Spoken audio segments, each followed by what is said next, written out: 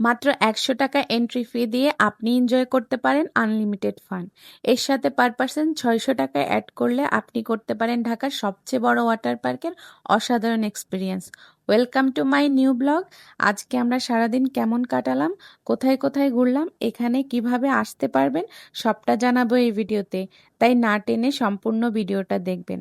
প্রথমে ঢাকার যে কোনো জায়গা থেকে আপনাকে আসতে হবে কেরানীগঞ্জ কোনাখোলা, আর সেখান থেকে আপনাকে আসতে হবে আনোয়ার সিটি ম্যাজিক আইল্যান্ড।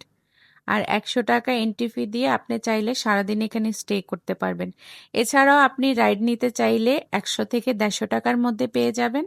আর ওয়াটার পার্কে এন্ট্রি নিতে চাইলে আপনাকে ৬০০ টাকার টিকিট কেটে নিতে হবে।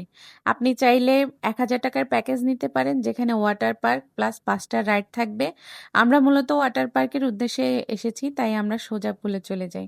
এখানে ছোটদের জন্য ২টা পুল আছে, বড়দের জন্য ২টা পুল এবং লেক আছে একটা।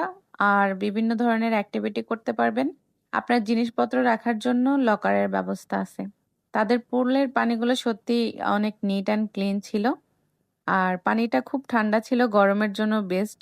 আমরা অনেক গরমের মধ্যে যাই, সেজন্য আমাদের মানে লেকে যাওয়ার পর আসলে খুব ভালো লেগেছে।